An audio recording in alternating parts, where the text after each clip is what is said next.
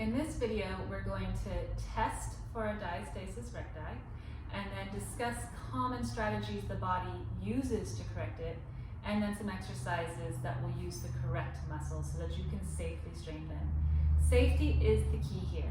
If you are doing these exercises incorrectly, it can push out from between that diastasis and create more problems, eventually making it harder to close. It's really important to check in with your doctor or have an assessment with a physical therapist if you're unsure of the width of your diastasis, and then proceed with your exercises. Coming onto your back, we're going to support your head. So a diastasis recti is the splitting of the rectus abdominis.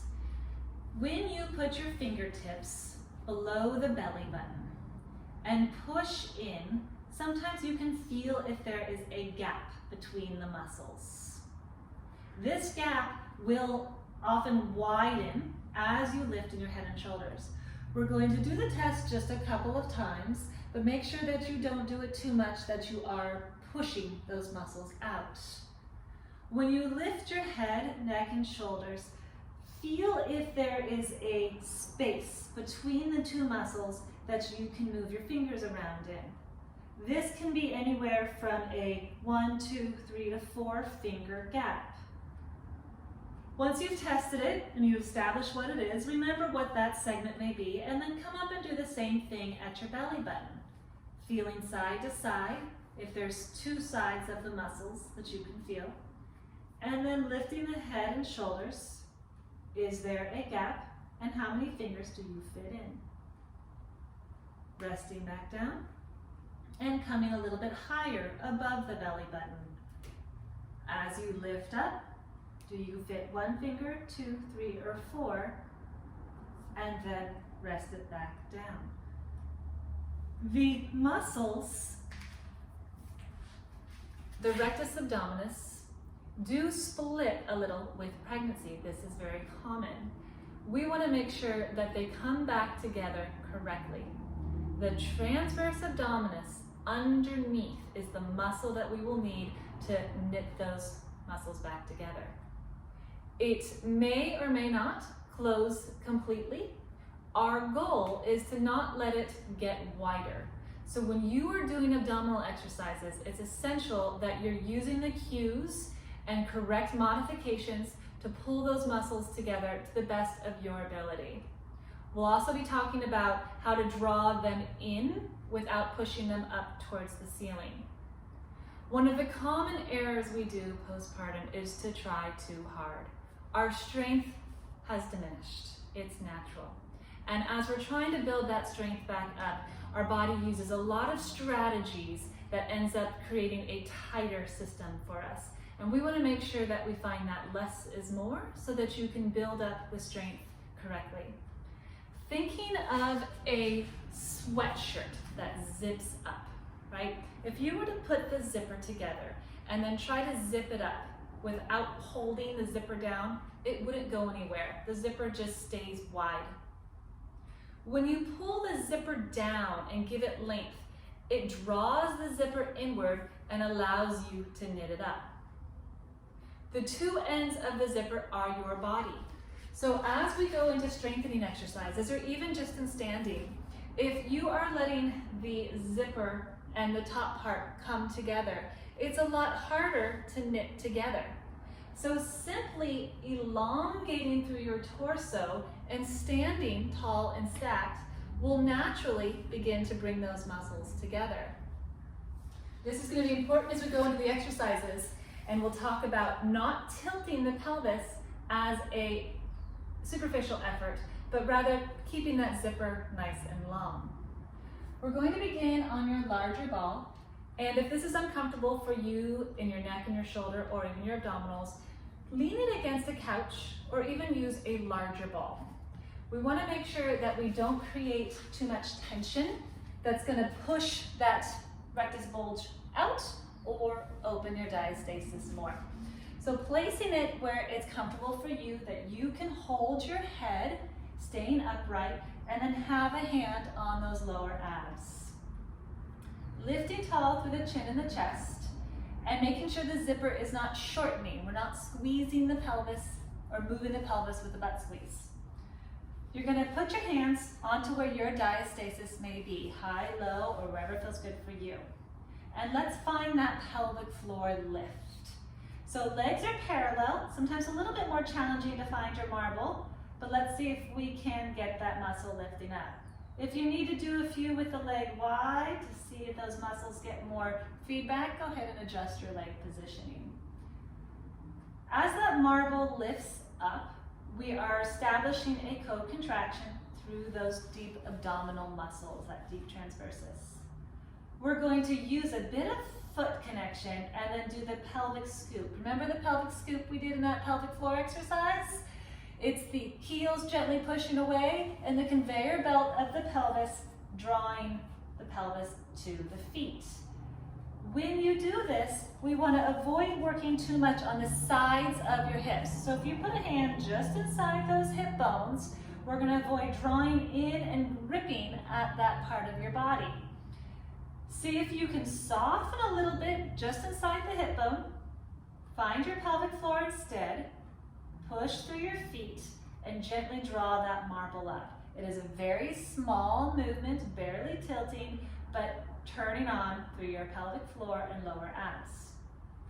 As you do this, notice if you're wanting to grab up in your upper diaphragm or if you can let that soften and have the work come more from a gentle knitting of your lower abs. From here, we're going to leave the pelvis neutral, no longer tucking it. Looking towards your knees, feel the back of your rib cage gently drop into the ball, allowing your chest to come forward in the smallest motion. We're not lifting the chest up towards the ceiling, but rather allowing yourself to feel like a wheel that's rolling. So as you sink those low ribs into this negative space, your head and chest come forward. When you're doing this, the pelvic floor is lifting, the rib cage is softening, and you're finding the work in the center of your stomach, not high up into that diaphragm grip. You don't even have to move anywhere. You can stay here and just focus on your length, your breath, and your core elongation. So widening those ribs, inhale happens, and exhale, ribs draw in, pelvic floor pulls up. I've moved nowhere in my spine, but I'm really working through these muscles so that I can start to teach that diastasis to knit together without shortening my zipper. So if that pubic bone is zipping up right now, those muscles are going to be harder to pull together. Widening through the rib, the inhale happens. Exhale, sink heels, hips, ribs, and establish pelvic floor and diaphragm lift. Having your hand right at that diastasis so that you're sure those muscles are pulling in towards each other and then even a little gently in towards your spine. Resting when you no longer have that control, whether it is 2 repetitions or more, you want to make sure that you're never fatiguing yourself so much that you lose the ability to maintain that integrity. We're going to make the challenge a little bit greater as you are ready to do that. Moving to your 2 monarch balls or a rolled up towel. Placing them underneath the rib cage. You have the option to put your medium-sized ball behind your head if you would like some support for the neck or are just progressing to this exercise. This allows you to maintain that nice length. Take your fingertips, place them onto your hip bones. Walk them just inside into the tissue that attaches. Without moving for a moment here, contract your abdominals as hard as you think you can and notice what happens. Do these muscles pop up into your fingertips? These are your internal obliques along with your transverse abdominis, and they tend to overwork, wanting to do all of the effort for you. If these parts of the muscles are creating the strength for your exercises, the pelvic floor and the transversus won't have to do as much work, meaning stay alert to these muscles gripping and lifting towards the ceiling. See if you can soften them by letting your bottom just hang a little heavier and establishing your jellyfish, marble, elevator, pelvic floor lift. Moving into our pelvic scoops, coming from the foot connection, inner thigh, to conveyor belt movement. We want the midline of the body working, not those internal obliques or gripping of the diaphragm. These are some of those common compensation patterns I discussed in the beginning, but we want to avoid so that you are really establishing a true strength. Dropping back into your neutral. Take an inhale to prepare, ribs expand. Exhale, let those ribs gently draw in towards each other. Let that pelvic floor lift up. You're moving your low back into the ground with your midline strength. And release back down. As you pull through your pelvic scoop, understand the difference between moving the pelvis, which we are doing now, and then finding stillness in the pelvis, which we'll do next. One more pelvic scoop, big toe connection to inner thigh, to pelvic floor lift.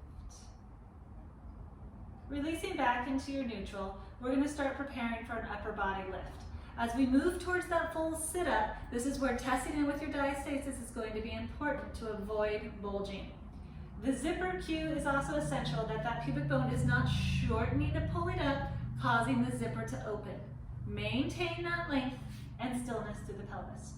You can do one hand behind the head, if this is a good starting place for you, and one hand on your abs. The movement is not going to come from our stomach muscles first. It's going to come from your back.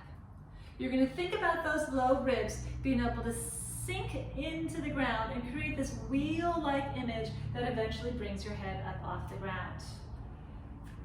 Holding the pelvis still, the zipper does not move. The pelvic floor and diaphragm lift up as the ribs drop and you take your chest forward towards your knees. If you don't need the ball anymore, go ahead and put it to the side. Otherwise, you can come back to it with each movement. Let the back of the ribs move those monarch balls to the wall behind you as you start to float your chest forward. With each movement that you do, be aware of the knitting of those lower abdominals, the softening of the diaphragm wanting to grip, and asking those tight back muscles to really stretch through this movement. Single hand is a bit more assistive, a little bit easier. And if you're choosing that single hand option, make sure you do switch hands, doing it evenly through both sides. Even at a basic level, these exercises are really important to return to as you warm your body up. Increasing the strength would be hands behind the head, both hands, keeping form, keeping rib cage dropping down, letting the chest come forward, and allowing your brain to work the hardest as you move through your body and strengthen. This exercise is an all-time go-to for strengthening your abdominals and helping with that diastasis. Some of my favorite places to do it as a mother are at the pool, at the beach, or at soccer games. No one is going to know that you're doing your exercises. On the beach, you move the sand to create that negative space and build a little hill up. So you're hanging out with your friends and you're on the beach and you draw yourself up into a supported position. No one knows that you're having a conversation and working on closing those lower abdominals. At the pool, you roll up a towel or a sweatshirt. Same at a soccer game while you're waiting. Sneak in little places. My favorite place was when my daughter got older and still wanted me in the bedroom with her while falling asleep. I agreed I'd be there, but I would lie on the floor and let her fall asleep. So I got to sneak in these little exercises to knit those muscles back together. Be safe, have fun with it, and most of all, be patient with yourself. I often see women become stronger postpartum because they're giving their body a different amount of attention, and you end up getting to redesign your strength so that it'll last you and give you more longevity and health. Good luck and have fun.